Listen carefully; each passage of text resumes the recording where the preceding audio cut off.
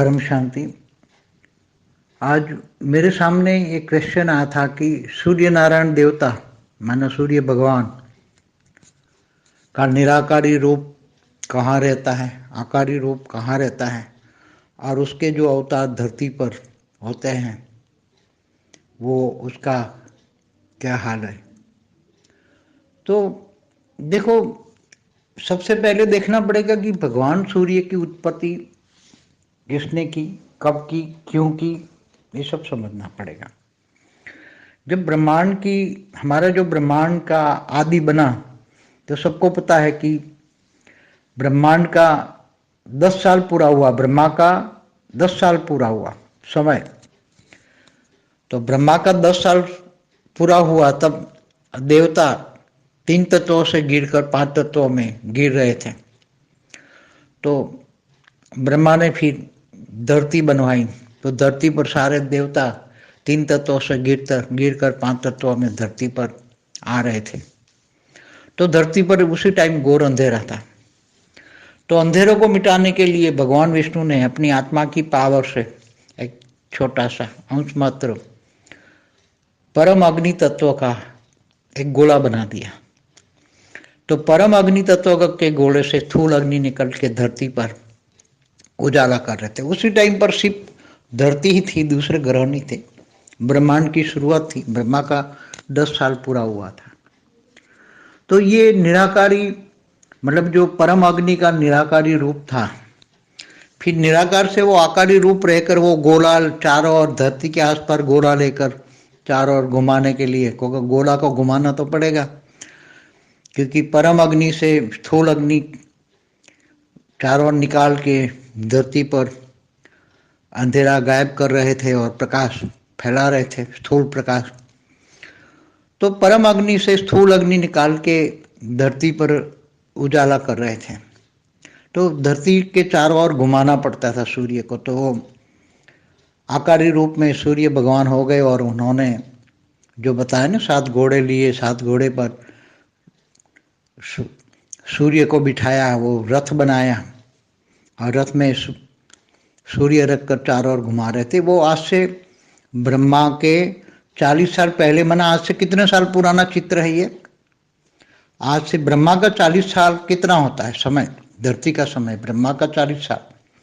तो ब्रह्मा का 1 साल है 31 खरब 10 अरब 40 करोड़ साल। तो ब्रह्मा का 40 साल अंदाजन 130 खरब साल, माना 13,000 अरब वर्ष होता है। 13,000 अरब वर्ष होता है। तो 13,000 अरब वर्ष पहले का ये सीन है।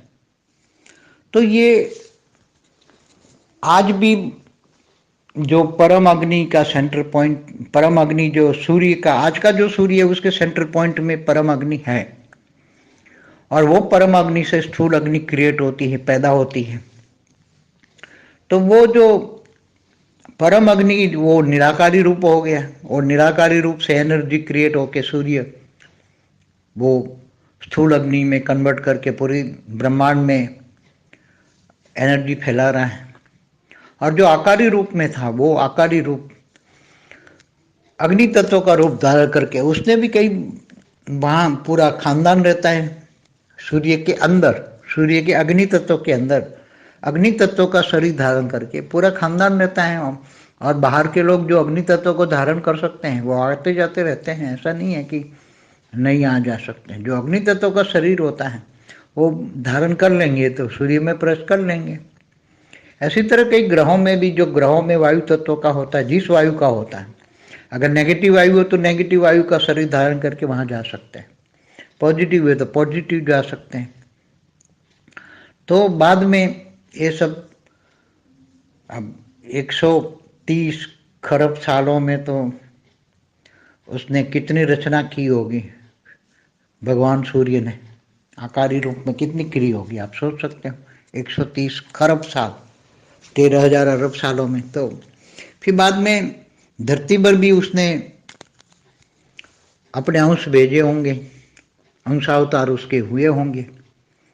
तो जैसे कर्ण है, कुंती पुत्र कर्ण, उसको वरदान दिया था, तो वरदान से जो उसने मंत्र विद्या दी थी, मंत्र से सूर्य भगवान ने उसको एक पुत्र दिया, कर्ण। तो कर्ण भी आज उसी टाइम मनुष्य अवतार में था। तो मनुष्य 5000 साल पहले की बात है, महाभारत के समय पे कर्ण हुआ। तो वो सूर्य पुत्र था, मगर वो ऊपर नहीं जा सका क्योंकि वो बहुत एकदम साधारण सा, उसकी आत्मा की गति एकदम साधारण थी, पावर कम था। तो ऐसी बहुत आत्माएं होंगी जो सूर्य ने क्रिएट की होगी। तो धरती पर भी होगी, कोई साकार में भी होगा, कोई आकारी रूप में भी होगा, कोई वापस सूर्य की तपस्या की होगी तो सूर्यलोक में भी गया होगा ऊपर। तो ब्रह्मांड में कहीं भी कोई भी आत्मा जा सकती है। चाहे इंद्र पुत्र अर्जुन भी था, तो ऐसे जरूरी नहीं कि वो इंद्र के पास वापस जाएगा, वो धरती पर भी रहेगा, कहीं ऊपर भी जाएगा। ब्रह्मांड में कहीं भी साधना तपस्या करके ऊपर के लोकों में जा सकता है। वो स्वर्ग लोक से ऊपर भी जा सकता है, महालोक, जनलोक, तपलोक, ब्रह्मापुरी, विष्णुपुरी, शिवपुरी, परमधाम तक जा सकता है। आत्मा की कैपेसिटी है, तपस्या करेगा तो कहीं भी जा सकता है। ऐसा जरूरी नहीं कि धरती पर ही होगा। तो इतने बेहिसाब इंद्रों देवताओं की रचना हुई है, देवताओं ने इतनी रचना की है कि उनकी रचना अब कहाँ है, कौन है, क्या है, खुद देवता भी नहीं जान के उनकी रचना कहाँ है, किस हालत में क्या है। तो ये कहानी है सब बहुत, मगर सबको ये समझने के लिए आत्मा की निराकारी स्टेज होगी तो समझ में आएगा। क्योंकि सब कुछ चीजें तो शास्त्रों में वर्णन नहीं है। शास्त्रों में तो बड़े रूप से कहानियां हैं, हिस्ट्री ज्योग्राफी है शास्त्रों में, पुराणों में, मगर सब कुछ एक्यूरेट है क्योंकि एडिशन ऑल्ट्रेशन शास्त्रों में भी हुआ है। जिन्होंने जो आत्मा की समझने की शक्ति है, उन्होंने इस हिसाब से सोचा समझा और वो सबने लिख दिया। तो वेदों उपनिषदों में भी जो एक्यूरेट कहानी है उसमें थोड़ा एडिशन ऑल्ट्रेशन होता रहता है। अभी ब्रह्मा का दूसरा पराग चल रहा है और उसका 198 करोड़ साल हुए हैं। तो ये तो ब्रह्मा के पहले पराग की कहानी हम बता रहे हैं। ब्रह्मा के पहले पराग की कहानी, जो ब्रह्मा के 50 साल पूरे हुए पहले पराग में, उसकी कहानी बता रहे हैं। अब दूसरे पराग में भी 198 करोड़ साल हुए, तो कितना, हर कोई चीज में, पूरे ब्रह्मांड में भी एडिशन ऑल्ट्रेशन होता रहता है। पूरा ब्रह्मांड में भी ग्रह उपग्रह बनते हैं, बिगड़ते हैं।